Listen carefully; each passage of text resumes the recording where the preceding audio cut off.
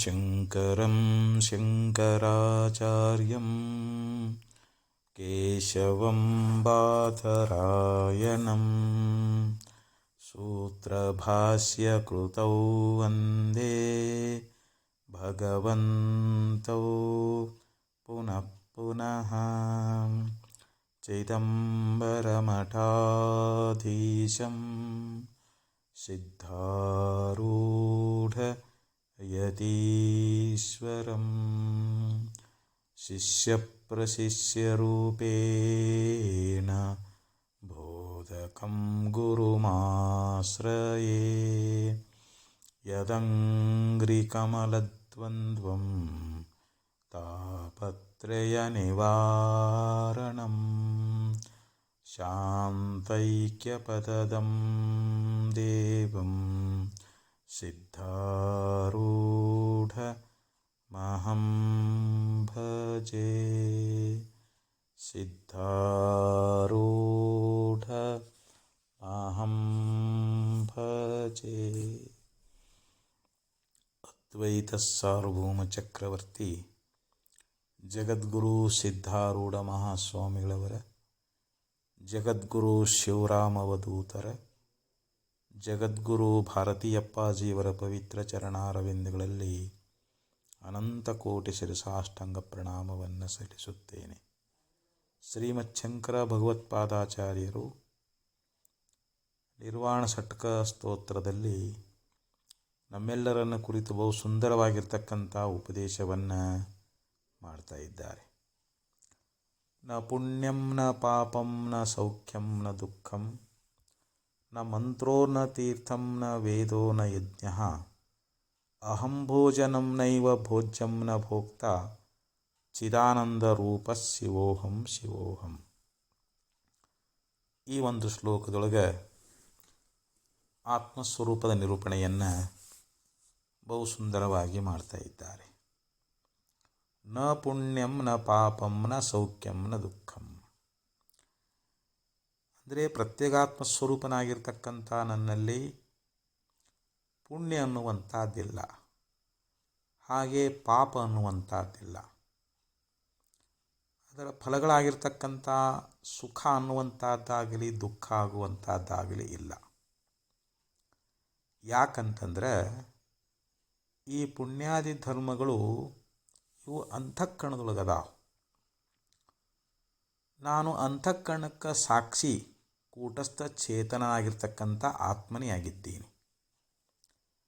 ಆದ್ದರಿಂದ ಈ ಪುಣ್ಯಾದಿ ಧರ್ಮಗಳು ನನ್ನಲ್ಲಿ ಹೆಂಗೆ ಸಂಭವ ಆಗ್ತವೆ ಅಂತ ಇಲ್ಲಿ ನಮಗೆ ಆಚಾರ್ಯ ಹೇಳ್ತಾ ಇದ್ದಾರೆ. ಈ ಯಾವುದೋ ಒಂದು ಪುಣ್ಯ ಆಗಲಿ ಪಾಪ ಆಗಲಿ ನಮ್ಮ ಮನಸ್ಸಿನಲ್ಲೇ ಉಂಟಾಗ್ತಾ ಇದ್ದಾವೆ. ನಾನು ಇದನ್ನು ಪುಣ್ಯ ಮಾಡಬೇಕು, ಇದು ಪಾಪ, ಇದನ್ನು ಮಾಡಬಾರ್ದು. ಈ ಎಲ್ಲ ಸಂಕಲ್ಪಗಳು ನಮ್ಮ ಮನಸ್ಸಿನೊಳಗನ ಉಂಟಾಗ್ತಾ ಇದ್ದಾವೆ. ಅಂದರೆ ಅಂತಃಕರಣದೊಳಗನ ಅದಾವೆ. ಪುಣ್ಯ ಆಗಲಿ ಪಾಪ ಆಗಲಿ ಸುಖ ಆಗಲಿ ದುಃಖ ಆಗಲಿ ಇವೆಲ್ಲವೂ ಅಂತಃಕರಣದ ಧರ್ಮಗಳೇ. ಆದರೆ ಈ ಅಂತಃಕರಣವನ್ನು ಸಾಕ್ಷಿಯಾಗಿ ನೋಡ್ತಕ್ಕಂಥ ಯಾವ ಪ್ರತ್ಯೇಗಾತ್ಮ ಸ್ವರೂಪನಾಗಿರ್ತಕ್ಕಂಥ ನನ್ನೊಳಗೆ ಇವು ಅದಾವೇನು ಅಂತ ವಿಚಾರ ಮಾಡಿದರೆ ಇಲ್ಲವೇ ಇಲ್ಲ. ಅದಕ್ಕೆ ಉಪನಿಷತ್ನಲ್ಲಿ ಒಂದು ಮಂತ್ರದೊಳಗೆ ಬಹಳ ಸುಂದರವಾಗಿ ಹೇಳ್ತಾರೆ. ಸಪರ್ಯಗಾಚುಕ್ರಮಕಾಯಮೌರಣಂ ಅಸ್ನಾವಿರಂ ಶುದ್ಧಮಪಾಪವಿದ್ದಂ ಕವಿರ್ಮನೀಷಿ ಪರಿಭುಸ್ವಯಂಭೂ ಯಾಥಾ ತತ್ಯತೋ ಅರ್ಥಾನ್ ವಿದದಾ ಶಾಶ್ವತಿಭ್ಯ ಸಮಾಭ್ಯ. ಈಶಾವಾಸ್ಯ ಉಪನಿಷತ್ತಿನ ಒಂದು ಮಂತ್ರದೊಳಗೆ ಭಾಳ ಸುಂದರವಾಗಿ ಹೇಳಿದರು. ಸಹ ಅಂತಂದರೆ ನಮ್ಮ ಶರೀರದೊಳಗೆ ಅಂತಃಕರಣಕ್ಕೆ ಸಾಕ್ಷಿಯಾಗಿರ್ತಕ್ಕಂಥ ಯಾವ ಕೂಟಸ್ಥ ಆತ್ಮ ಇದ್ದಾನಲ್ಲ, ಅವ ಹೇಗದಾನ ಅಂತಂದರೆ ಶುಕ್ರಂ ಅನ್ನೋದ್ರಿಂದ ಅವನು ಅತ್ಯಂತ ತೇಜೋಮಯನಾಗಿದ್ದಾನೆ ಅಂತ, ಶ್ರೇಷ್ಠವಾಗಿರ್ತಕ್ಕಂಥ ತೇಜೋಸ್ವರೂಪನಾಗಿದ್ದಾನೆ. ಅದಕ್ಕೆ ಅತ್ರಾಯಂ ಪುರುಷ ಸ್ವಯಂ ಜ್ಯೋತಿ. ಈ ಶರೀರದಲ್ಲಿರ್ತಕ್ಕಂಥ ಯಾವ ಪುರುಷ ಅದಾನಲ್ಲ ಅವನು ಸ್ವಯಂ ಜ್ಯೋತಿಯಾಗಿದ್ದಾನೆ ಅಂಥೇಳಿ ಹಿಂಗೆ ಇನ್ನೊಂದು ಶ್ರುತಿಯಲ್ಲಿಯೂ ಕೂಡ ಉಪದೇಶ ಅನ್ನುವಂಥದ್ದನ್ನು ಮಾಡ್ಕೊಂಡು ಬಂದಿದ್ದಾರೆ. ಅಕಾಯಂ, ಅಕಾಯಂ ಅನ್ನೋದರಿಂದ ಆ ಪ್ರತ್ಯೇಗಾತ್ಮ ಸೂಕ್ಷ್ಮ ಶರೀರದಿಂದ ರಹಿತನಾಗಿದ್ದಾನೆ ಅಂತ. ಅವನಿಗೆ ಸೂಕ್ಷ್ಮ ಶರೀರದ ಸಂಬಂಧ ಐತೇನು ಅಂತಂದರೆ ಇಲ್ಲ, ಸೂಕ್ಷ್ಮ ರಹಿತನಾಗಿದ್ದಾನೆ. ಔರಣಂ, ಔರಣಂ ಅನ್ನೋದರಿಂದ ಅವನು ಕ್ಷತರಹಿತನಾಗಿದ್ದಾನೆ. ಅವನಲ್ಲಿ ಯಾವುದೇ ಒಂದು ವೇಳೆ ಸ್ಥೂಲ ಶರೀರ ಇದ್ದರೆ ಶರೀರಕ್ಕೆ ಏನಾದರೂ ಕ್ಷತಿ ಆಗ್ತದಂತ ಹೇಳ್ಬೋದಾಗಿತ್ತು. ಆದರೆ ಅವನು ಔರಣನಾಗಿದ್ದಾನೆ ಅಂತಂದರೆ ಏನು, ಯಾವುದೇ ಕ್ಷತಿ ಅಥವಾ ಛಿದ್ರ ಅನ್ನುವಂಥದ್ದು ಅವನಲ್ಲಿ ಇಲ್ಲವೇ ಇಲ್ಲ. ಅಸ್ನಾವಿರಂ, ಮತ್ತು ಅವನಿಗೆ ಈ ಶಿರಸ್ಸು ಮೊದಲಾಗಿರ್ತಕ್ಕಂಥವುಗಳದಾವೇನು ಅಂತಂದರೆ ಇಲ್ಲ. ಅಂದರೆ ಈ ಸ್ಥೂಲವಾಗಿರ್ತಕ್ಕಂಥ ಪಾಂಚಭೌತಿಕ ಶರೀರಕ್ಕಿಂತಲೂ ಅವನು ಭಿನ್ನನಿದ್ದಾನೆ ಅಂತ ಹೇಳ್ದಂಗಾಯಿತು. ಇನ್ನು ಶುದ್ಧಂ ಅಂತ ಹೇಳ್ತಾ ಇದ್ದಾರೆ. ಶುದ್ಧಂ ಅನ್ನೋದರಿಂದ ಅವನು ಕೇವಲ ಸಚ್ಚಿದಾನಂದ ಸ್ವರೂಪನೇ ಆಗಿದ್ದಾನೆ ಅಂತ. ಅಪಾಪವಿದ್ದಂ, ಅವನಲ್ಲಿ ಶುಭ ಅಂತಂದ್ರೆ ಪುಣ್ಯ ಅಂತಾಗಲಿ, ಅಶುಭ ಅಂತಂದ್ರೆ ಪಾಪ ಆಗಲಿ, ಈ ಪುಣ್ಯ ಪಾಪ ಅನ್ನುವಂಥ ಈ ಕರ್ಮಗಳ ಸಂಬಂಧ ಅನ್ನುವಂಥದ್ದು ಆ ಆತ್ಮನಿಗೆ ಅದೇನು ಅಂತಂದರೆ ಇಲ್ಲ. ಅವನು ಪುಣ್ಯ ಪಾಪ ಕರ್ಮ ರಹಿತನಾಗಿದ್ದಾನೆ. ಅವನಲ್ಲಿ ಪುಣ್ಯ ಪಾಪಗಳು ಯಾವುವೂ ಇಲ್ಲ ಅಂತ ಹೇಳಿದರು. ಪರ್ಯಗಾತ್, ಅವನು ಯಾವಾಗಲೂ ಪ್ರಾಪ್ತನೇ ಆಗಿದ್ದಾನೆ, ಅವನು ಪರಿಪೂರ್ಣವಾಗಿದ್ದಾನೆ. ಮತ್ತು ಕವಿಹಿ ಅಂತ ಹೇಳಿದರು. ಕವಿ ಎನ್ನುವುದರಿಂದ ಅವನು ಸರ್ವದ್ರಷ್ಟ, ಎಲ್ಲವನ್ನು ನೋಡುವಂಥವನಾಗಿದ್ದಾನೆ, ದ್ರಷ್ಟಾಸ್ವರೂಪನಾಗಿದ್ದಾನೆ ಅಂತ. ಈ ದೇಹತ್ರಯಗಳನ್ನು ನೋಡ್ತಾನೆ, ಈ ಪ್ರಪಂಚವನ್ನು ನೋಡ್ತಾ ಇದ್ದಾನೆ, ಸರ್ವಕ್ಕೂ ಅವನು ಸಾಕ್ಷಿಯಾಗಿದ್ದಾನೆ. ಮನೀಷಿ, ಮತ್ತು ಅಷ್ಟೇ ಅಲ್ಲ, ಅವನು ಸರ್ವಜ್ಞನಾಗಿದ್ದಾನೆ ಮತ್ತು ಜ್ಞಾನಸ್ವರೂಪನಾಗಿದ್ದಾನೆ ಅಂತ ಅರ್ಥ. ಆ ಪ್ರತ್ಯೇಗಾತ್ಮ ಸರ್ವವನ್ನು ಬಲ್ಲವನು, ಅವನು ಕೇವಲ ಜ್ಞಾನಸ್ವರೂಪನೇ ಆಗಿದ್ದಾನೆ. ಪರಿಭೂ, ಅಂದರೆ ಎಲ್ಲವನ್ನು ನಿಯಂತ್ರಣ ಮಾಡ್ತಾ ಇದ್ದಾನೆ, ಎಲ್ಲವನ್ನು ಆಳ್ತಕ್ಕಂಥವನಾಗಿದ್ದಾನೆ. ಮತ್ತು ಸ್ವಯಂಭೂ, ಅಂದರೆ ಅವನು ಸ್ವೇಚ್ಛೆಯಿಂದ ಪ್ರಕಟನಾಗ್ತಾ ಇದ್ದಾನೆ ಅಂತ. ಅವನು ಸ್ವಯಂಭವತಿ ಅಂತ, ಸ್ವಯಂಭವತಿ ಇತಿ ಸ್ವಯಂಭೂ ಅಂತ ಹೇಳ್ತಾರೆ.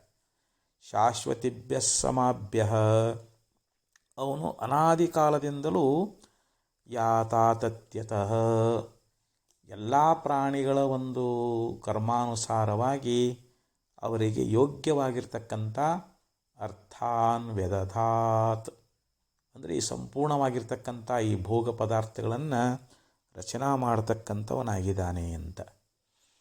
ಅಂದರೆ ಈ ಪರಮೇಶ್ವರ ಅಥವಾ ಪ್ರತ್ಯೇಗಾತ್ಮ, ಅವನಿಗೆ ಕರ್ತೃತ್ವನೂ ಇಲ್ಲ, ಅವನು ಕರ್ತೃನೂ ಅಲ್ಲ, ಮತ್ತು ಕಾರಯಿತ ಅಂತಂದರೆ ಕರ್ಮ ಮಾಡಿಸುವವನು ಅಲ್ಲ ಅಂತ.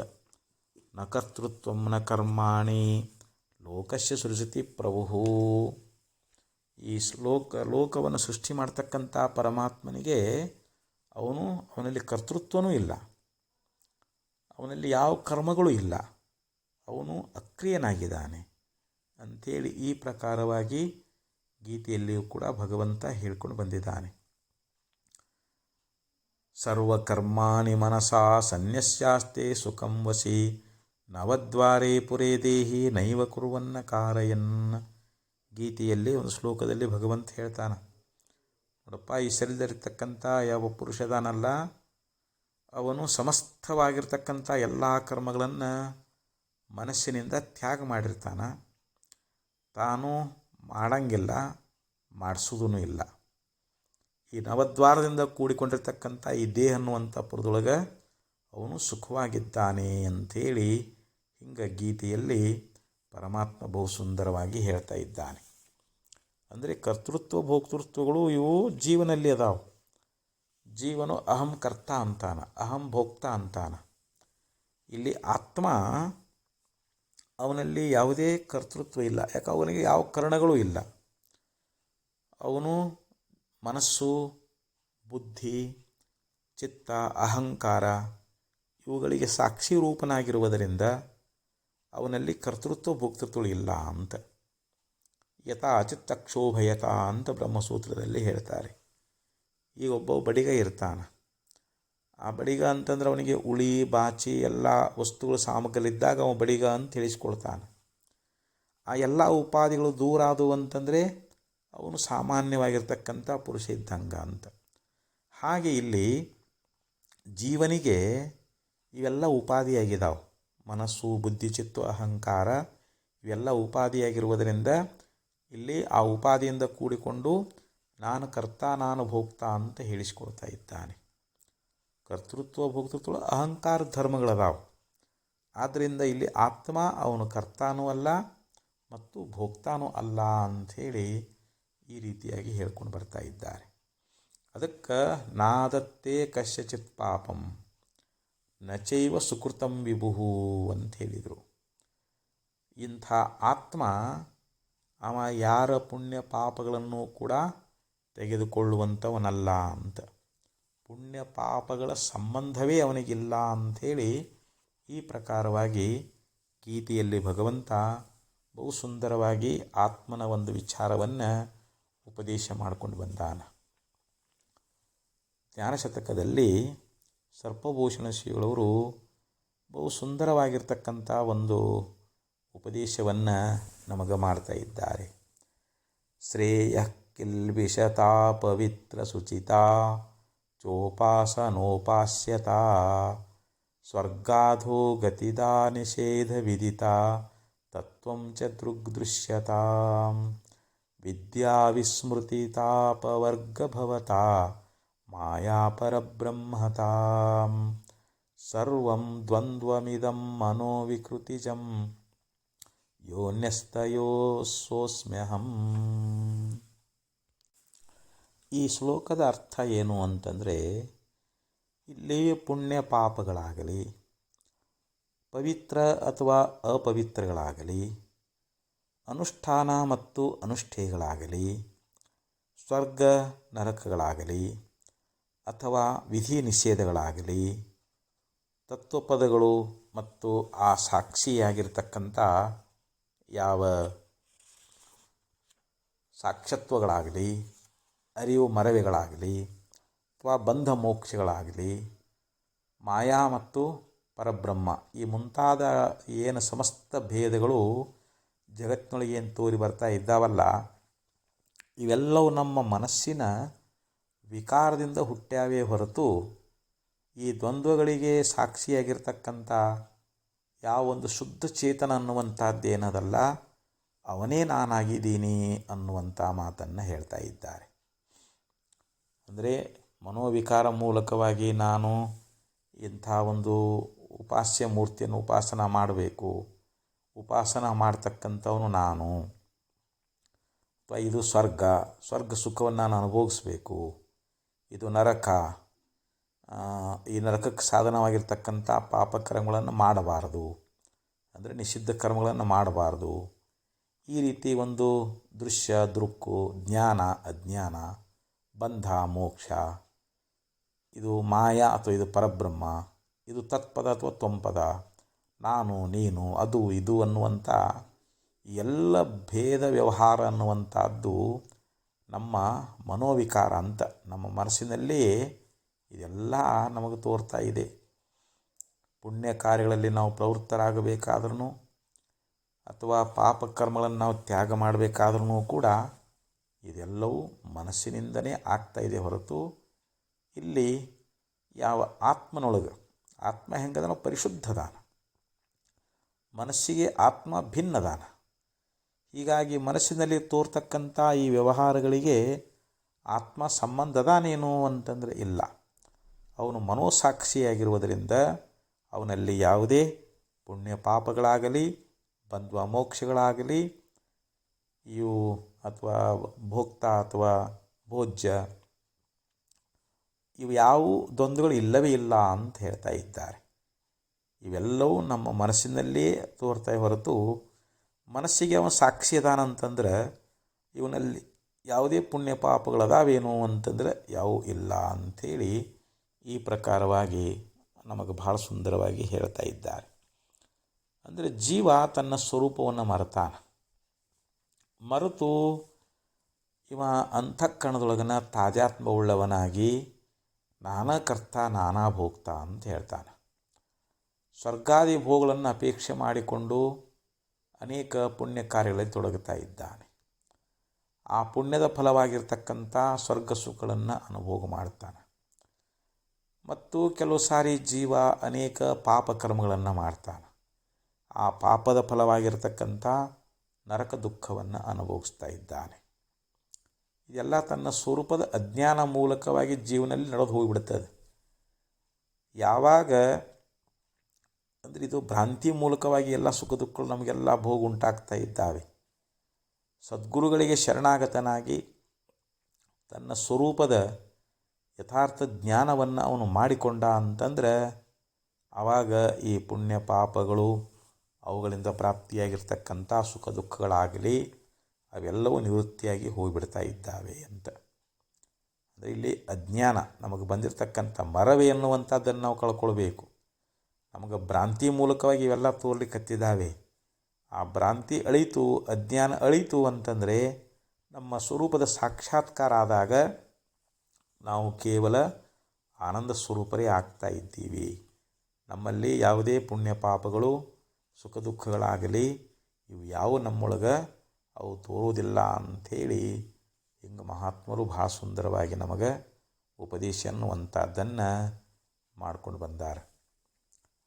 ಇಲ್ಲಿ ಆತ್ಮ ಹೇಗಿದ್ದಾನೆ ಅಂತಂದರೆ ಅವನು ಎಲ್ಲರ ಆತ್ಮರೂಪನೇ ಆಗಿದ್ದಾನೆ. ಎಲ್ಲ ದೇಹಗಳಿರ್ತಕ್ಕಂಥ ಆತ್ಮ ಒಬ್ಬನೇ. ಏಕೋ ದೇವ ಸರ್ವಭೂತೇಷು ಗೂಢ ಸರ್ವವ್ಯಾಪಿ ಸರ್ವಭೂತಾಂತರಾತ್ಮ ಅಂತ ಹೇಳಿದರು. ಇರುವವನು ಒಬ್ಬನೇ ಪರಮಾತ್ಮ. ಆ ಪರಮಾತ್ಮ ಎಲ್ಲಿದಾನ? ಸರ್ವಭೂತೇಷು ಗೂಢ ಅಂತ ಹೇಳಿದರು. ಅವನು ಎಲ್ಲ ಶರೀರಗಳಲ್ಲಿ ಅತ್ಯಂತ ರಹಸ್ಯವಾಗಿದ್ದಾನೆ ಅಂತ. ಈಗ ಎಳ್ಳಿನೊಳಗೆ ಎಣ್ಣೆ ಅದ, ಆದರೆ ಅದು ನಮಗೆ ಕಾಣಿಸ್ತದೇನು ಅಂತಂದ್ರೆ ಇಲ್ಲ. ಹಾಗೆ ಹಾಲಿನೊಳಗೆ ಬೆಣ್ಣೆ ಇದೆ, ಹಾಲಿನೊಳಗೆ ಬೆಣ್ಣೆ ಇದ್ದರೂ ಕೂಡ ನಮಗೆ ಕಾಣಿಸೋದಿಲ್ಲ. ಆ ಬೆಣ್ಣೆಯನ್ನು ಪಡಿಬೇಕು ಅಂತಂದರೆ ಅದನ್ನು ನಾವು ಹೆಪ್ಪಾಕಿ ಮೊಸರು ಮಾಡಿ ಕಡಿದು ಬೆಣ್ಣೆ ತೆಗಿಬೇಕು. ಹಾಗೆ ಪರಮಾತ್ಮ ಯಾವ ಪ್ರತ್ಯೇಕಾತ್ಮ ನಮ್ಮ ಶರೀರದೊಳಗನ ಅದಾನ. ಸರ್ವಭೂತೇಷು ಗೂಢ ಸರ್ವವ್ಯಾಪಿ ಸರ್ವಭೂತಾಂತರಾತ್ಮ. ಅವನು ಸರ್ವತ್ರ ವ್ಯಾಪಿಸಿಕೊಂಡಿದ್ದಾನೆ. ಅದಕ್ಕೆ ಶ್ರುತಿ ಹೇಳ್ತದೆ, ಬಹಿರಂತಶ್ಚ ಭೂತಾನಾಂ ಅಚರಂ ಚರಮೇವ ಚ ಸೂಕ್ಷ್ಮತ್ವಾತದ ವಿಜ್ಞೇಯಂ ದೂರಸ್ಥಂ ಚಾಂತಿಕೆ ಚ ತತ್. ಬಹಿರಂತಶ್ಚ ಭೂತಾನಾಂ, ಸಕಲ ಜೀವರಾಶಿಗಳ ಒಳಗೂ ಅದಾನ ಹೊರಗೂ ಅದಾನ ಅಂತ. ಚ ಅನ್ನೋದರಿಂದ ಮಧ್ಯದಲ್ಲಿಯೂ ಅದಾನ ಅಂತ. ಅಚರಂ ಚರಮೇವ ಚ. ಅಚರಂ ಅಂದರೆ ಜಡವಾಗಿರತಕ್ಕಂಥ ಪದಾರ್ಥಗಳಲ್ಲಿ ಅದಾನ. ಕಲ್ಲು, ಕಟ್ಟಿಗೆ, ಮಣ್ಣು ಮೊದಲಾಗಿರ್ತಕ್ಕಂಥ ಜಡ ಪದಾರ್ಥಗಳಲ್ಲಿ ಅದಾನ. ಮತ್ತು ಚೇತನವಾಗಿರ್ತಕ್ಕಂಥ ಪದಾರ್ಥಗಳು, ಒಂದು ವೃಕ್ಷ ಆಗಲಿ ಅಥವಾ ಜೀವ ಜಂತುಗಳಾಗಲಿ, ಮನುಷ್ಯರಾಗಲಿ, ಪಶು ಪಕ್ಷಿಗಳಾಗಲಿ, ಎಲ್ಲ ಸಕಲ ಜೀವರಾಶಿಗಳಲ್ಲಿಯೂ ಕೂಡ ಅವ ಅತ್ಯಂತ ರಹಸ್ಯವಾಗಿದ್ದಾನೆ. ಅದಕ್ಕೆ ಸರ್ವಭೂತಾದಿ ವಾಸಃ ಕರ್ಮಾಧ್ಯಕ್ಷ. ಆ ಪರಮಾತ್ಮನ ಸನ್ನಿಧಿಯೊಳಗೆ, ಪ್ರತ್ಯೇಕಾತ್ಮನ ಸನ್ನಿಧಿಯೊಳಗನ ಎಲ್ಲ ಕ್ರಿಯೆ ನಡೀತಾ ಇದ್ದಾವೆ ಅಂತ. ಇವತ್ತು ನಾವು ನೋಡೋದಾಗಲಿ, ಕೇಳೋದಾಗಲಿ, ಮುಟ್ಟೋದಾಗಲಿ, ಮೂಸೋದಾಗಲಿ, ಹೋಗೋದಾಗಲಿ, ಪ್ರತಿಯೊಂದು ವ್ಯವಹಾರಗಳು ಎಲ್ಲಿ ನಡೀತಾವು ಅಂತಂದರೆ ಅವನೇ ಇಲ್ಲಿ ಅವನ ಸನ್ನಿಧಿಯೊಳಗೆ, ಆ ಪ್ರತ್ಯೇಕಾತ್ಮನ ಪರಮಾತ್ಮನ ಸನ್ನಿಧಿಯೊಳಗನ ಎಲ್ಲ ವ್ಯವಹಾರ ನಡೀತಾ ಇದ್ದಾವೆ. ಅದಕ್ಕೆ ಸಾಕ್ಷಿ ಚೇತ ಕೇವಲ ನಿರ್ಗುಣಶ್ಚ. ಅವನು ಚೈತನ್ಯ ಸ್ವರೂಪದಾನ, ಅವನು ಎಲ್ಲಕ್ಕೂ ಸಾಕ್ಷಿ ಅದಾನ. ನಿರ್ಗುಣ ಸ್ವರೂಪದಾನ, ಅವನಲ್ಲಿ ಯಾವ ಗುಣಗಳು ಇಲ್ಲವೇ ಇಲ್ಲ ಅಂಥೇಳಿ ಈ ಪ್ರಕಾರವಾಗಿ ಇಲ್ಲಿ ಮಹಾತ್ಮ ನಮಗೆ ಹೇಳಿದರು. ಅಂಥ ಯಾವ ಪ್ರತ್ಯೇಕಾತ್ಮನೊಳಗೆ ರಾಗದ್ವೇಷಗಳು ಇಲ್ಲದೇ ಇರುವುದರಿಂದ ಈಗ ಅನುಕೂಲವಾಗಿರ್ತಕ್ಕಂಥ ಇದು ಅನುಕೂಲ ಅದ, ಇದು ಬೇಕಾಗ್ಯದ, ಅಥವಾ ಇದು ಪ್ರತಿಕೂಲ ಅದ, ಇದು ಬೇಡವಾಗಿದೆ ಅನ್ನುವಂಥ ಈ ಭಾವನೆ ಅನ್ನುವಂಥದ್ದು ಆತ್ಮನಲ್ಲಿ ಅದೇನು ಅಂತಂದರೆ ಇಲ್ಲ. ಅಥವಾ ಇದು ಪಾಪ, ಇದು ಪುಣ್ಯ, ಇದು ಭಾಳ ಇಷ್ಟವಾದದ್ದು ಅದ, ಇದು ಭಾಳ ಅನಿಷ್ಟವಾದದ್ದು ಅದ, ಅಥವಾ ಇವನು ಮಿತ್ರದಾನ, ಇವನು ಶತ್ರು ಅದಾನ, ಅಥವಾ ಇದು ವಿಧಿ, ಇದನ್ನು ನಾನು ಮಾಡಬೇಕು, ಇದು ನಿಷೇಧ, ಇದನ್ನು ಮಾಡಬಾರದು ಅನ್ನುವಂಥದ್ದು ಇದು ಆತ್ಮತತ್ವದೊಳಗಿಲ್ಲ, ಪ್ರತ್ಯೇಗಾತ್ಮ ಸ್ವರೂಪದೊಳಗಿಲ್ಲ. ಅದಕ್ಕೆ ಈ ಕರ್ತೃತ್ವಾದಿ ಬುದ್ಧಿಗಳು ಯಾವ ಅಂತಃಕರಣದಲ್ಲಿ ಅದಾವು ಅಂತ ಇದು ಜೀವನಲ್ಲಿ ತೋರ್ತಾ ಹೊರತು ವಾಸ್ತವಿಕವಾಗಿ ಆತ್ಮನಲ್ಲಿ ಇವು ಯಾವುವು ಇಲ್ಲವೇ ಇಲ್ಲ ಅನ್ನುವಂಥ ವಿಚಾರವನ್ನು ಬಹು ಸುಂದರವಾಗಿ ಇಲ್ಲಿ ನಮಗೆ ಉಪದೇಶ ಅನ್ನುವಂಥದ್ದನ್ನು ಮಾಡ್ತಾ ಇದ್ದಾರೆ. ಅದಕ್ಕೆ ಇಲ್ಲೇನು ಹೇಳಿದರು ಅಂತಂದರೆ, ನ ಪುಣ್ಯಂ ನ ಪಾಪಂ ನ ಸೌಖ್ಯಂ ನ ದುಃಖಂ ನ ಮಂತ್ರೋ ನ ತೀರ್ಥಂ ನ ವೇದೋ ನ ಯಜ್ಞ. ಇನ್ನು ನನ್ನೊಳಗೆ ಯಾವುದೇ ಒಂದು ಮಂತ್ರ ಅನ್ನುವಂಥದ್ದು ನನಗೆ ಬೇಕಾಗಿಲ್ಲ, ಮತ್ತು ತೀರ್ಥವೂ ಕೂಡ ಇಲ್ಲ. ನನಗೇನಾದರೂ ಯಾವುದಾದ್ರೂ ಮಂತ್ರದ ಅವಶ್ಯಕತೆ ಐತೆ ಅಂತಂದರೆ ಇಲ್ಲ, ಮತ್ತು ತೀರ್ಥವೂ ಇಲ್ಲ, ಮತ್ತು ವೇದಗಳಾಗಲಿ ಯಜ್ಞಗಳಾಗಲಿ ಇಲ್ಲ ಅಂತ ಹೇಳ್ತಾ ಇದ್ದಾರೆ. ಅಂದರೆ ಆತ್ಮನಲ್ಲಿ ವೇದಗಳಾಗಲಿ ಯಜ್ಞಗಳಾಗಲಿ ತೀರ್ಥಗಳಾಗಲಿ ಇವು ಯಾವುವು ಇಲ್ಲವೇ ಇಲ್ಲ. ಯಾಕಂದ್ರೆ ಮಂತ್ರ ಅಂತಂದರೆ ಏನು, ಅದನ್ನು ಮನನ ಮಾಡುವಂಥದ್ದು. ಮರಣಾತ್ರಾಯತೆ ಇತಿ ಮಂತ್ರ ಅಂತ ಹೇಳ್ತಾರೆ. ಮರಣದಿಂದ ಯಾವುದು ಜೀವನನ್ನು ಪಾರು ಮಾಡ್ತದಕ್ಕೆ ಮಂತ್ರ ಅಂತ ಹೇಳ್ಕೊಂಡು ಬಂದರು. ಅಂಥ ಅನೇಕ ಮಂತ್ರಗಳದಾವು. ಶಿವಪಂಚಾಕ್ಷರಿ ಮಂತ್ರ ಅಂತ ಹೇಳ್ತೇವೆ. ಓಂ ನಮಃ ಶಿವಾಯ ಎನ್ನುವಂಥ ಈ ಮಂತ್ರ ಅನ್ನುವಂಥದ್ದನ್ನು ನಾವು ಜಪ ಮಾಡ್ತೀವಿ. ಯಾಕಂದರೆ ಜಪತೋ ನಾಸ್ತಿ ಪಾತಕಂ, ಮಂತ್ರ ಜಪ ಮಾಡುವುದರಿಂದ ನಮ್ಮ ಪಾಪಗಳೆಲ್ಲ ತೊಲಗ್ತಾ ಇದ್ದಾವೆ ಅಂತ. ಆದರೆ ಇಲ್ಲಿ ಆತ್ಮ ಅವ ನಿರ್ವಿಕಲ್ಪಕನಾಗಿದ್ದಾನೆ. ಅಂಥ ಆತ್ಮನಲ್ಲಿ ಈ ಮಂತ್ರಗಳು ಹೆಂಗೆ ಸಂಭವಿಸ್ತಾ ಇದ್ದಾವೆ? ಅಲ್ಲಿ ಮನನ ಮಾಡಬೇಕು ಅಂತಂದರೆ ಮಾನಸಿಕವಾಗಿರ್ತಕ್ಕಂಥ ಕಲ್ಪನೆ ಇರಬೇಕು, ಮನಸ್ಸಿನ ವ್ಯಾಪಾರ ಇರಬೇಕು. ನಾವು ಮಂತ್ರವನ್ನು ನುಡಿಬೇಕಾಗಿತ್ತು ಅಂತಂದರೆ ಮನಸ್ಸಿನಲ್ಲಿ ಏನು ಮಾಡ್ತೀವಿ, ಆ ಮಂತ್ರವನ್ನು ಮನನ ಮಾಡ್ತಾ ಇದ್ದೀವಿ. ಆತ್ಮ ನಿರ್ವಿಕಲ್ಪಕನಾಗಿರುವುದರಿಂದ ಅವನಲ್ಲಿ ಯಾವುದೇ ರೀತಿಯಾಗಿರ್ತಕ್ಕಂಥ ಅಲ್ಲಿ ಮಂತ್ರಗಳನ್ನು ಪಠಿಸುವುದಾಗಲಿ ಅಥವಾ ಮಂತ್ರಗಳನ್ನು ಮನನ ಮಾಡುವಂಥದ್ದಲ್ಲಿ ಸಂಭವಿಸುವುದಿಲ್ಲ ಅಂತ ಹೇಳಿದರು. ನ ಮಂತ್ರೋ ನ ತೀರ್ಥಂ ನ ವೇದೋ ನ ಯಜ್ಞ ಅಂತ ಇಲ್ಲಿ ಆಚಾರ್ಯರು ನಮಗೆ ಭಾಳ ಸುಂದರವಾಗಿ ಉಪದೇಶ ಮಾಡ್ತಾ ಇದ್ದಾರೆ. ನ ತೀರ್ಥಂ, ಈಗ ಲೋಕದೊಳಗೆ ಅನೇಕ ತೀರ್ಥಗಳದಾವು. ಈಗ ಕಾಶಿ ಅಂತಿದೆ, ಅಥವಾ ಹರಿದ್ವಾರ, ಪ್ರಯಾಗ, ಅಲಹಾಬಾದ್ ಅಂಥೇಳಿದೆ, ರಾಮೇಶ್ವರ, ಹಲವಾರು ತೀರ್ಥಗಳನ್ನು ನಾವು ನೋಡ್ತಾ ಇದ್ದೀವಿ. ಇಲ್ಲಿ ನನಗೆ ಆ ತೀರ್ಥದ ಅವಶ್ಯಕತೆ ಅನ್ನುವಂಥದ್ದು ಅದೇನು ಅಂತಂದರೆ ಇಲ್ಲ. ಈ ಕಾಶಿ ಮೊದಲಾಗಿರ್ತಕ್ಕಂಥ ಎಷ್ಟು ತೀರ್ಥಗಳದಾವೋ ಆ ಎಲ್ಲ ತೀರ್ಥಗಳಿಗೆ ಅಧಿಷ್ಠಾನೇ ನಾನಾಗಿದ್ದೀನಿ ಅಂತ, ನನ್ನಲ್ಲಿ ಎಲ್ಲ ತೀರ್ಥಗಳಿದ್ದಾವೆ ಅಂತ ಅಭಿಪ್ರಾಯ. ಇಲ್ಲಿ ನಾನು ತೀರ್ಥ ಸ್ವರೂಪನೇ ಇದ್ದೀನಿ ಅಂತ ಹೇಳ್ತಾ ಇದ್ದಾರೆ. ಇದಂ ತೀರ್ಥಂ ಪ್ರಮಂತಿ ತಾಮಸಾ ಜನಾಃ ಆತ್ಮತೀರ್ಥಂ ನ ಜಾನಂತಿ ಕಥಂ ಮೋಕ್ಷಂ ಭವೇತ್ ಪ್ರಿಯೇ ಅಂತೇಳಿ ಶಿವ ಪಾರ್ವತಿಯನ್ನು ಕುರಿತು ಉಪದೇಶ ಮಾಡ್ತಾ ಇದ್ದಾನೆ. ಇದಂ ತೀರ್ಥಂ ಭ್ರಮಂತಿ ತಾಮಸಾ ಜನಾಃ. ಈ ಲೋಕದೊಳಗೆ ತಮೋಗುಣಿಗಳಾಗಿರ್ತಕ್ಕಂಥವರು ಇದೂ ತೀರ್ಥ ಅಂಥೇಳಿ ಹಲವಾರು ತೀರ್ಥಕ್ಷೇತ್ರಗಳಿಗೆ ಹೋಗ್ತಾ ಇದ್ದಾರೆ. ತೀರ್ಥದಲ್ಲಿ ಸ್ನಾನಾದಿಗಳನ್ನು ಮಾಡ್ತಾ ಇದ್ದಾರೆ. ಅಲ್ಲಿ ಪರಮಾತ್ಮನ ಸಗುಣ ದರ್ಶನವನ್ನು ಮಾಡಿಕೊಂಡು ಬರ್ತಾ ಇದ್ದಾರೆ. ಆದರೆ ಆತ್ಮತೀರ್ಥಂ ನ ಜಾನಂತಿ, ಆ ಪ್ರತ್ಯೇಗಾತ್ಮ ತೀರ್ಥ ಸ್ವರೂಪನದಾನ, ಆದರೆ ಅವನನ್ನು ಅವರು ಅರಿತುಕೊಂಡಿಲ್ಲ. ಆತ್ಮತೀರ್ಥವನ್ನು ತಿಳಿಯಲಾರದೆ ನಮ್ಗೆ ಮೋಕ್ಷ ಹೆಂಗೆ ಆಗ್ತದೆ ಅಂಥೇಳಿ ಪರಮೇಶ್ವರ ಪಾರ್ವತಿ ದೇವಿ ಉಪದೇಶ ಮಾಡ್ತಾ ಇದ್ದಾನೆ. ಅಂದರೆ ಅಂಥ ನಿಜವಾದ ತೀರ್ಥ ಅದು ನಮ್ಮೊಳಗೆ. ನಾವು ತೀರ್ಥ ಸ್ವರೂಪರೇ, ನಾವು ಪ್ರತ್ಯೇಗಾತ್ಮ ಸ್ವರೂಪರೇ ಇದ್ದೀವಿ.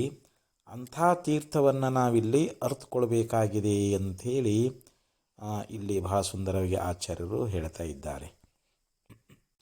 ಕಾಶಿ ಪಂಚಕದಲ್ಲಿ ಶ್ರೀಮದ್ ಶಂಕರ ಭಗವತ್ಪಾದಾಚಾರ್ಯರು ಒಂದು ಶ್ಲೋಕದಲ್ಲಿ ಬಹಳ ಸುಂದರವಾಗಿ ಉಪದೇಶ ಮಾಡ್ತಾರೆ.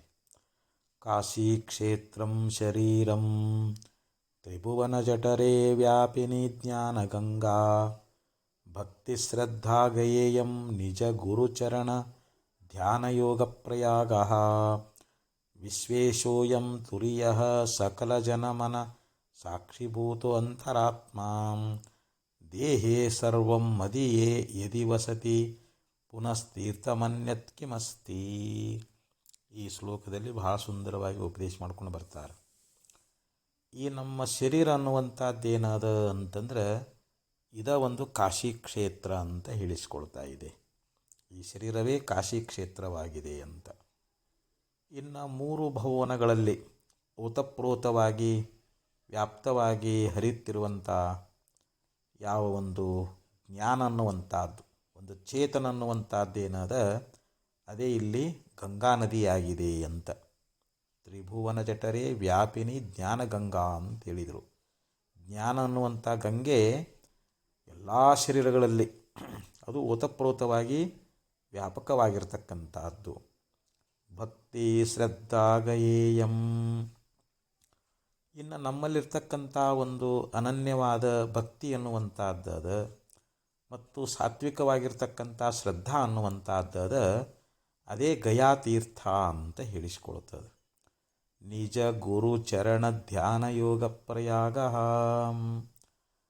ನಮಗೆ ಜೀವ ಬ್ರಹ್ಮರ ಏಕತ್ವ ಜ್ಞಾನವನ್ನು ಉಪದೇಶ ಮಾಡತಕ್ಕಂಥ ಆ ಶ್ರೋತ್ರಿಯ ಬ್ರಹ್ಮನಿಷ್ಠ ಸದ್ಗುರುವಿನ ಚರಣಗಳ ಧ್ಯಾನ ಯೋಗ ಅನ್ನುವಂಥದ್ದೇನದ ಅದ ಇಲ್ಲಿ ಪ್ರಯಾಗ ತೀರ್ಥ ಅಂತ ನಾವು ತಿಳ್ಕೊಳ್ಬೇಕು. ಹಾಗೆ ವಿಶ್ವೇಶೋಯಂ ತುರಿಯಃ, ಸಕಲ ಪ್ರಾಣಿಗಳ ಮನಸ್ಸಿಗೆ ಸಾಕ್ಷಿಯಾಗಿರ್ತಕ್ಕಂಥ ಯಾವ ನಿರ್ವಿಕಾರವ ತುರಿಯ ಅಂತರಾತ್ಮ ಇದ್ದಾನಲ್ಲ ಅವನೇ ಇಲ್ಲಿ ಕಾಶಿ ವಿಶ್ವನಾಥನಾಗಿದ್ದಾನೆ ಅಂತ. ಇವೆಲ್ಲ ನಮ್ಮ ಶರೀರದೊಳಗನ ಅದಾವ. ಸಕಲ ಜನ ಮನಸ್ಸಾಕ್ಷಿ ಭೂತಾಂತರಾತ್ಮ ದೇಹೇ ಸರ್ವಂ ಮದಿಯೇ ಯದಿ ವಸತಿ ಪುನಃ ತೀರ್ಥಮನ್ಯತ್ ಕಿಮಸ್ತಿ. ಇವೆಲ್ಲವೂ ನಮ್ಮ ಶರೀರದಲ್ಲೇ ಇರಬೇಕಾದರೆ ಮತ್ತೊಂದು ತೀರ್ಥ ಅನ್ನುವಂಥದ್ದು ಎಲ್ಲಿ ಅದ ಅಂತ ಹೇಳ್ತಾರೆ. ನಿಜವಾದ ಅಸಲಿ ತೀರ್ಥ ಎಲ್ಲಿ ಅದ? ನಮ್ಮೊಳಗನ ಅದ. ನಾವು ಹೊರಗೆ ನೋಡುವಂಥ ತೀರ್ಥಗಳೇನದಾವು ಅವೆಲ್ಲ ನಕಲಿ ತೀರ್ಥಗಳು ಅಂತ ಅಭಿಪ್ರಾಯ. ಆದ್ದರಿಂದ ಇಲ್ಲಿ ನಿಜವಾದ ತೀರ್ಥ ಯಾವುದು ಅಂತಂದರೆ ನಮ್ಮ ಪ್ರತ್ಯೇಗಾತ್ಮ ಸ್ವರೂಪವೇ ಅಂತ. ಅದಕ್ಕೆ ನನ್ನೊಳಗೆ ಯಾವುದೇ ಒಂದು ಬಾಹ್ಯ ತೀರ್ಥ ಅನ್ನುವಂಥದ್ದು ಇಲ್ಲ. ಅದಕ್ಕೆ ನ ತೀರ್ಥಂ ನ ವೇದ ಅಂತ ಹೇಳಿದರು. ನ ವೇದೋ ನ ಯಜ್ಞ ಅಂತ ಹೇಳ್ತಾ ಇದ್ದಾರೆ. ಹಾಗೆ ಇಲ್ಲಿ ನಾವು ಲೋಕದೊಳಗೆ ವೇದಗಳನ್ನು ನೋಡ್ತಾ ಇದ್ದೀವಿ. ಋಗ್ವೇದ, ಯಜುರ್ವೇದ, ಸಾಮವೇದ, ಅಥರ್ವಣವೇದ ಅಂಥೇಳಿ ಇವೇನು 4 ವೇದಗಳದಾವಲ್ಲ, ಅದು ವಿದ್ದ ಧಾತುವಿನಿಂದ ವೇದ ಅಂತ ಆಗ್ಯದ. ವಿದ್ದ ಅಂತಂದ್ರೆ ಏನು? ಜ್ಞಾನ, ಅರು ಅಂತ ಅರ್ಥ. ಇಲ್ಲಿ ವೇದಗಳನ್ನು ಯಾವನು ಅಧ್ಯಯನ ಮಾಡ್ತಾ ಇದ್ದಾನೋ ಅವನು ವೇದವನ್ನು ಬಲ್ಲವನು ಅಂತ ಹೇಳಿಸ್ಕೊಳ್ತಾ ಇದ್ದಾನೆ. ಅಖಂಡವಾಗಿರ್ತಕ್ಕಂಥ ಜ್ಞಾನದ ರಾಶಿ ಅಂತ. ಯಾವನು ಕೇವಲ ಅಂಥ ಅಖಂಡವಾದ ಜ್ಞಾನ ಸ್ವರೂಪನೇ ಆಗಿದ್ದಾನೆಯೋ ಅವನಿಗೆ ಯಾವ ವೇದಗಳ ಅವಶ್ಯಕತೆ ಅನ್ನುವಂಥದ್ದು? ಅವನು ಕೇವಲ ಅಖಂಡ ಜ್ಞಾನ ಸ್ವರೂಪ ಆಗಿಬಿಟ್ಟಿದ್ದಾನೆ. ಅವನಿಗೆ ಯಾವುದೇ ಒಂದು ವೇದಗಳ ಅವಶ್ಯಕತೆ ಅನ್ನುವಂಥದ್ದೇ ಇಲ್ಲ. ಮತ್ತು ಲೋಕಗಳಲ್ಲಿ ಅನೇಕ ಯಜ್ಞಗಳನ್ನು ಮಾಡ್ತಾ ಇದ್ದಾರೆ.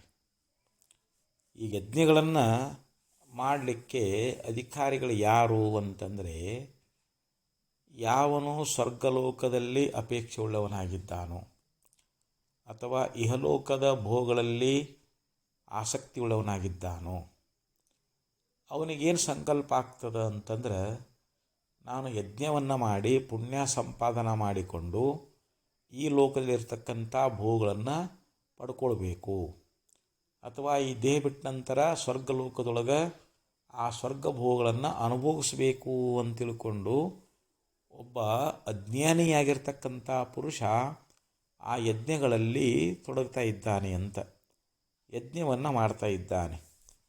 ವೇದದಲ್ಲಿರ್ತಕ್ಕಂಥ ಯಜ್ಞಗಳು ಯಾರಿಗದಾವು ಅಂತಂದ್ರೆ ಅಜ್ಞಾನಿಗದಾವು ಹೊರತು ನನ್ನಲ್ಲಿ ಯಜ್ಞ ಅನ್ನುವಂಥದ್ದಿಲ್ಲ, ನಾನು ಯಜ್ಞ ಆಗುವುದಿಲ್ಲ.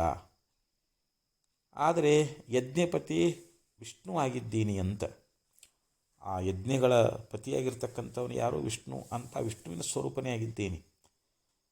ನನಗೋಸ್ಕರವಾಗಿ ಯಾವುದೇ ಯಜ್ಞ ಅನ್ನುವಂಥದ್ದು ಇಲ್ಲಿ ಅವಶ್ಯಕತೆ ಅದೇನು ಅಂತಂದ್ರೆ ಇಲ್ಲ ಅಂತ ಹೇಳ್ತಾ ಇದ್ದಾರೆ. ಅದಕ್ಕೆ ಇಲ್ಲಿ ನಾನು ಕೇವಲ ಯಜ್ಞ ಸ್ವರೂಪನೇ ಆಗಿದ್ದೀನಿ. ಅದಕ್ಕೆ ಬ್ರಹ್ಮಾರ್ಪಣಂ ಬ್ರಹ್ಮಹವಿಹಿ ಬ್ರಹ್ಮಾಗ್ನೋ ಬ್ರಹ್ಮಣಾಹುತಂ ಬ್ರಹ್ಮೈವ ತೇನ ಗಂತವ್ಯಂ ಬ್ರಹ್ಮಕರ್ಮ ಸಮಾಧಿನಾ. ಗೀತೆಯಲ್ಲಿಯೂ ಕೂಡ ಭಗವಂತ ಭಾಳ ಸುಂದರವಾಗಿ ಈ ವಿಚಾರವನ್ನು ನಿರೂಪಣೆ ಮಾಡ್ತಾ ಇದ್ದಾನೆ. ಹೇ ಅರ್ಜುನ, ಇಲ್ಲಿ ಅರ್ಪಣ ಕ್ರಿಯೆಯೂ ಕೂಡ ಬ್ರಹ್ಮವೇ ಆಗಿದೆ. ಅಲ್ಲಿ ಹಾಕ್ತಕ್ಕಂಥ ಹವಿಸ್ಸು ಕೂಡ ಅದು ಬ್ರಹ್ಮವೇ, ಅಗ್ನಿಯೂ ಕೂಡ ಬ್ರಹ್ಮವೇ ಆಗಿದೆ. ಆ ಹೋಮವು ಕೂಡ ಅದು ಬ್ರಹ್ಮವೇ ಆಗಿದೆ. ಕರ್ಮದಲ್ಲಿ ಬ್ರಹ್ಮ ಬುದ್ಧಿಯುಳ್ಳಂಥ ಯಾವ ಪುರುಷನು ಪಡೆಯುವಂಥ ಆ ಫಲನೂ ಕೂಡ ಅದು ಕೂಡ ಬ್ರಹ್ಮವೇ ಆಗಿದೆ ಅಂಥೇಳಿ ಈ ಪ್ರಕಾರವಾಗಿ ಬಹು ಸುಂದರವಾಗಿ ಭಗವಂತ ಉಪದೇಶ ಮಾಡ್ಕೊಂಡು ಬಂದಾನ. ಅದಕ್ಕೆ ಯಜ್ಞಾದಿಗಳು ಅಜ್ಞಾನಿ ಜೀವರಿಗೆ ಇದ್ದಾವೆ ಹೊರತು ಪ್ರತ್ಯೇಗಾತ್ಮ ಸ್ವರೂಪನಾಗಿರ್ತಕ್ಕಂಥ ನನಗೆ ಆ ಯಜ್ಞಾದಿಗಳು ಅವುಗಳ ಅವಶ್ಯಕತೆ ಐತೇನು ಅಂತಂದ್ರೆ ಇಲ್ಲವೇ ಇಲ್ಲ ಅಂಥೇಳಿ ಹೀಗೆ ಉಪದೇಶ ಅನ್ನುವಂಥದ್ದನ್ನು ಮಾಡ್ಕೊಂಡು ಬಂದರು. ಅಹಂ ಭೋಜನಂ ನೈವ ಭೋಜ್ಯಂ ನ ಭೋಕ್ತಾ. ನನಗೆ ಭೋಜನವೂ ಕೂಡ ಇಲ್ಲ ಮತ್ತು ಭೋಜ್ಯವೂ ಕೂಡ ಇಲ್ಲ, ಹಾಗೆ ಭೋಕ್ತನೂ ಕೂಡ ಇಲ್ಲ ಅಂತ. ಯಾಕಂದರೆ ಯಾವುದೇ ಭೋಜನ ಆಗಲಿ ಭೋಜ್ಯ ಆಗಲಿ ಭೋಕ್ತ ಆಗಲಿ ಈ ತ್ರಿಪುಟಿಗಳು ಎಲ್ಲ ಎಲ್ಲದಾವು ಅಂತಂದರೆ ಇವೆಲ್ಲ ಮಾಯೆಯೊಳಗದಾವು. ನನ್ನೊಳಗೆ ಮಾಯೇನೇ ಇಲ್ಲ ಅಂತ ಹೇಳ್ತಾ ಇದ್ದಾರೆ. ಈ ಅಜ್ಞಾನ ದಿಶೆಯೊಳಗೆ ಅಜ್ಞಾನ ಕಾಲದೊಳಗೆ ಜೀವನಿಗೆ ಈ ಮಾಯಾ ಮೂಲಕವಾಗಿ ಮಾಯೆ ಕಾರ್ಯವಾಗಿರ್ತಕ್ಕಂಥ ಇಲ್ಲಿ ಭೋಜನ ಆಗಲಿ ಭೋಜ್ಯ ಆಗಲಿ ಭೋಕ್ತ ಆಗಲಿ ಈ ತ್ರಿಪುಟಿಗಳ ವ್ಯವಹಾರ ಅನ್ನುವಂಥದ್ದು ಅದು. ಆದರೆ ನನ್ನ ಸ್ವರೂಪದೊಳಗೆ ಮಾಯಾ ಅನ್ನುವಂಥದ್ದು ವಾಸ್ತವಿಕವಾಗಿ ಅದೇನು ಅಂತಂದರೆ ಇಲ್ಲ. ಯಾಮ ಸಾಮಾಯ ಅಂತ ಹೇಳ್ತಾರೆ. ಯಾವುದು ಇಲ್ಲವೋ ಅದು ಮಾಯಾ ಅಂತ ತಿಳಿಸ್ಕೊಳ್ತದೆ. ಮಾಯಾ ಅಂದರೆ ಅನಿರ್ವಚನೀಯವಾಗಿರ್ತಕ್ಕಂಥದ್ದು. ಅದನ್ನು ಸತ್ಯ ಅಂತಾಗಲಿ ಮಿಥ್ಯ ಅಂತಾಗಲಿ ಸತ್ಯ ಮಿಥ್ಯ ಅಂತಾಗಲಿ ಹೇಳಲಿಕ್ಕಾಗೋದಿಲ್ಲ. ಭಿನ್ನ ಅಂತಾಗಲಿ ಅಭಿನ್ನ ಅಂತಾಗಲಿ ಭಿನ್ನ ಅಂತಾಗಲಿ ಹೇಳಲಿಕ್ಕಾಗೋದಿಲ್ಲ. ಸಾವಯವ ಅಂತಾಗಲಿ ನಿರವಯವ ಅಂತಾಗಲಿ ಸನಿರವ ಅಂತಾಗಲಿ ಹಿಂಗೆ 9 ರೀತಿಯಿಂದಲೂ ಕೂಡ ಮಾಯನ್ನು ಹೇಳಲಿಕ್ಕಾಗೋದಿಲ್ಲ. ಅದಕ್ಕೆ ಅನಿರ್ವಚನೀಯ ಅಂತ ಕರ್ಕೊಂಡು ಬಂದಾರ.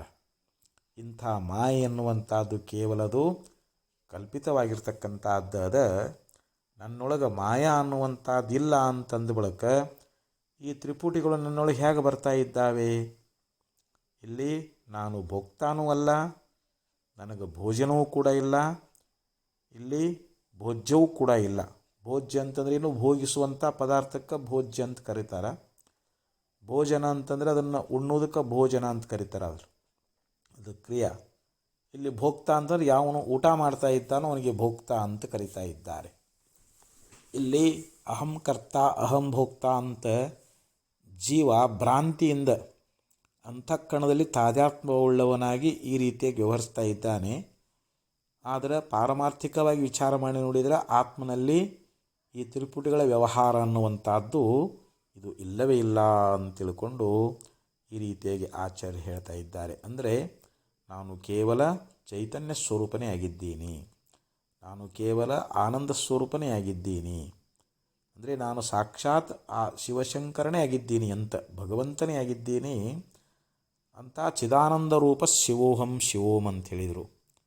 ನಾನು ಕೇವಲ ಚಿದಾನಂದ ಸ್ವರೂಪನಾಗಿರ್ತಕ್ಕಂಥ ಆತ್ಮನೇ ಇದ್ದೀನಿ, ನನ್ನೊಳಗೆ ಈ ಯಾವ ವ್ಯವಹಾರಗಳು ಇಲ್ಲವೇ ಇಲ್ಲ ಅನ್ನುವಂಥ ಮಾತನ್ನು ಇಲ್ಲಿ ಭಾಳ ಸುಂದರವಾಗಿ ಆಚಾರ್ಯ ನಮಗೆ ಉಪದೇಶ ಮಾಡಿಕೊಂಡು ಬಂದರು. ನ ಪುಣ್ಯಂ ನ ಪಾಪಂ ನ ಸೌಖ್ಯಂ ನ ದುಃಖಂ ನ ಮಂತ್ರೋ ನ ತೀರ್ಥಂ ನ ವೇದೋ ನ ಯಜ್ಞ ಅಹಂ ಭೋಜನಂ ನೈವ ಭೋಜ್ಯಂ ನ ಭೋಕ್ತ ಚಿದಾನಂದ ರೂಪ ಶಿವೋಹಂ ಶಿವೋಹಂ.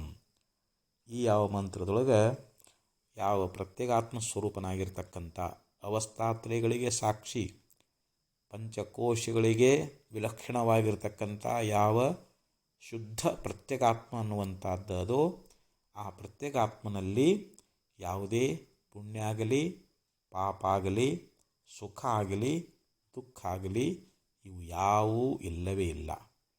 ಇವೆಲ್ಲವೂ ಅಂತಃಕರಣದಲ್ಲಿ ತೋರ್ತಾ ಇದ್ದಾವೆ.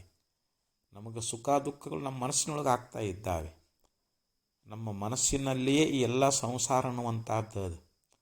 ಆ ಮನಸ್ಸಿಗೆ ಸಾಕ್ಷಿಯಾಗಿರ್ತಕ್ಕಂಥ ಆತ್ಮನಲ್ಲಿ ಅದೇನು ಅಂತಂದರೆ ಇಲ್ಲ. ಮನಸ್ಸಿನಲ್ಲಿ ಆಗುವಂಥ ಸಕಲ ವ್ಯವಹಾರಗಳನ್ನು ಅರಿತಾ ಇದ್ದಾನೆ. ಯಾರು? ತಾನು ಅಂದರೆ ಆತ್ಮ. ಅವ ಮನೋಸಾಕ್ಷಿಯಾಗಿರುವುದರಿಂದ, ಬುದ್ಧಿಗೆ ಸಾಕ್ಷಿಯಾಗಿರುವುದರಿಂದ, ಅಹಂಕಾರಕ್ಕೆ ಸಾಕ್ಷಿಯಾಗಿರುವುದರಿಂದ ಅವನು ಕರ್ತಾನೂ ಅಲ್ಲ, ಅವನು ಭೋಕ್ತಾನೂ ಅಲ್ಲ. ಕರ್ತೃತ್ವ ಭೋಕ್ತೃತ್ವ ವ್ಯವಹಾರಗಳು ಈ ಯಾವ ಆತ್ಮನಲ್ಲಿ ಇಲ್ಲ ಅನ್ನುವಂಥ ಮಾತನ್ನು ಇಲ್ಲಿ ಆಚಾರ್ಯರು ಹೇಳಿಕೊಂಡು ಬಂದರು. ನಾವು ಶುದ್ಧ ಪರಬ್ರಹ್ಮ ಸ್ವರೂಪರೇ ಆಗಿದ್ದೀವಿ. ಆದರೆ ಅಜ್ಞಾನ ಮೂಲಕವಾಗಿ ನಮ್ಮ ಸ್ವರೂಪವನ್ನು ಮರೆತು ನಾವು ದುಃಖಿಗಳಾಗಿದ್ದೀವಿ. ನಾವು ಶ್ರುತಿ ಗುರುಗಳಿಂದ ನಮ್ಮ ಯಥಾರ್ಥವಾಗಿರ್ತಕ್ಕಂಥ ಸ್ವರೂಪದ ಜ್ಞಾನವನ್ನು ನಾವು ಮಾಡಿಕೊಳ್ಬೇಕು. ಅದಕ್ಕೆ ಶ್ರುತಿ ಹೇಳ್ತದೆ, ಯದಾ ಪಶ್ಯತೆ ರುಕ್ಮವರ್ಣಂ ಕರ್ತಾರಮೀಶಂ ಪುರುಷಂ ಬ್ರಹ್ಮಯೋನಿಂ ತದಾ ವಿದ್ವಾನ್ ಪುಣ್ಯ ಪಾಪೇ ವಿಧೂಯ ನಿರಂಜನಃ ಪರಮಂ ಸಾಮ್ಯಮುಪೈತಿ. ಯದಾ ಪಶ್ಯಃ ಈಶಂ ಬ್ರಹ್ಮಯೋನಿಂ ಕರ್ತಾರಂ ರುಕ್ಮವರ್ಣಂ ಪುರುಷಂ ತದಾ ಪ್ರಾಪಯತಿ ಪುಣ್ಯ ಪಾಪೇ ವಿಧೂಯ ಅಂತ ಹೇಳಿದರು. ಅಂದರೆ ಯಾವಾಗ ಪಶ್ಯ ಅಂತಂದ್ರೆ ಏನು? ಈ ದ್ರಷ್ಟ ಜೀವನಾಗಿರ್ತಕ್ಕಂಥವನು ಈಶಂ ಎಲ್ಲರನ್ನ ಆಳ್ತಕ್ಕಂಥವನು, ಎಲ್ಲರನ್ನ ಶಾಸನ ಮಾಡ್ತಕ್ಕಂಥವನು. ಬ್ರಹ್ಮಯೋನಿಂ ಬ್ರಹ್ಮವೇ ಮೊದಲಾಗಿರ್ತಕ್ಕಂಥ ಯಾವ ಕಾರಣವಾಗಿರುವಂಥ ಕರ್ತಾರಂ ಅಂದರೆ ಈ ಸಂಪೂರ್ಣ ಜಗತ್ತನ್ನು ರಚನಾ ಮಾಡಿರ್ತಕ್ಕಂಥವನದಾನೋ. ರುಕ್ಮವರ್ಣಂ ಅಂದರೆ ದಿವ್ಯವಾಗಿರ್ತಕ್ಕಂಥ ಪ್ರಕಾಶ ಸ್ವರೂಪವುಳ್ಳವನು. ಪುರುಷಂ ಅಂಥ ಪರಮಪುರುಷನನ್ನು ಪಶ್ಯತೆ ಅಂದರೆ ಪ್ರತ್ಯಕ್ಷ ಮಾಡಿಕೊಳ್ತಾ ಇದ್ದಾನೆಯೋ, ಅಂಥ ದಿವ್ಯ ಪುರುಷನ ಜ್ಞಾನವನ್ನು ಮಾಡಿಕೊಳ್ತಾ ಇದ್ದಾನೆಯೋ. ತದಾ ಪುಣ್ಯ ಪಾಪೇ ವಿಧೂಯ ಯಾವಾಗ ಆ ಪರಮಾತ್ಮನ ಒಂದು ಅಪರೋಕ್ಷ ಜ್ಞಾನ ಆಯಿತು ಅಂತಂದರೆ ಪುಣ್ಯ ಪಾಪಗಳನ್ನು ಚೆನ್ನಾಗಿ ತ್ಯಾಗ ಮಾಡಿ ನಿರಂಜನ ಅಂದರೆ ನಿರ್ಮಲವಾಗಿ ವಿದ್ವಾನ್ ಪರಮಂ ಸಾಮ್ಯಂ ಉಪೈತಿ ಅಂಥ ಜ್ಞಾನಿ ಮಹಾತ್ಮನಾಗಿರ್ತಕ್ಕಂಥವನು ಅಂಥ ಶ್ರೇಷ್ಠವಾಗಿರ್ತಕ್ಕಂಥ ಒಂದು ಸಮತ್ವ ಅನ್ನುವಂಥದ್ದನ್ನು ಹೊಂದುತ್ತಾನೆ.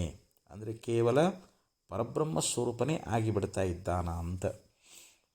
ಅಂದರೆ ಇಲ್ಲಿ ಕೇವಲ ಅಂಥ ನಿಜವಾದ ಪ್ರತ್ಯೇಗಾತ್ಮದ ಸ್ವರೂಪದ ಜ್ಞಾನವನ್ನು ಮಾಡಿಕೊಂಡು ಮುಕ್ತನಾಗ್ತಾ ಇದ್ದಾನೆ ಅನ್ನುವಂಥ ಮಾತನ್ನು ಕೂಡ ಉಪನಿಷತ್ತಿನಲ್ಲಿ ಬಹಳ ಸುಂದರವಾಗಿ ನಮಗೆ ಉಪದೇಶ ಅನ್ನುವಂಥದ್ದನ್ನು ಮಾಡ್ಕೊಂಡು ಬಂದಾರ. ಅದಕ್ಕೆ ನಮ್ಮ ಸ್ವರೂಪದೊಳಗೆ ಈ ಯಾವ ದ್ವೈತವಾಗಿರ್ತಕ್ಕಂಥ ಪ್ರಪಂಚ ಅನ್ನುವಂಥದ್ದು ಇಲ್ಲವೇ ಇಲ್ಲ. ಇದೆಲ್ಲ ಮಾಯಾಕಲ್ಪಿತವಾಗಿರ್ತಕ್ಕಂಥದ್ದು. ಅದಕ್ಕೆ ಮಾಯಾ ಮಾತ್ರ ಮಿದಂ ದ್ವೈತಂ ಅದ್ವೈತಂ ಪರಮಾರ್ಥತಃ ಅಂತ ಹೇಳ್ತಾರೆ. ಪಾರಮಾರ್ಥಿಕವಾಗಿರ್ತಕ್ಕಂಥದ್ದು ಯಾವುದು ಅಂತಂದರೆ ಆ ಅದ್ವೈತ ತತ್ವ ಪರಬ್ರಹ್ಮ ಸ್ವರೂಪ, ಅದುವೇ ಪ್ರತ್ಯೇಗಾತ್ಮ ಅಂತ ತಿಳಿಸ್ಕೊಳ್ತದೆ. ಈ ದ್ವೈತ ರೂಪವಾಗಿರ್ತಕ್ಕಂಥ ಈ ಪ್ರಪಂಚ ಅನ್ನುವಂಥದ್ದು ಇದು ಮಾಯಾಕಲ್ಪಿತ ಅದ, ಇದು ಮಿಥ್ಯಾ ಅದ ಅಂತ ನಾವು ನಿಶ್ಚಯ ಮಾಡಿಕೊಳ್ಬೇಕು.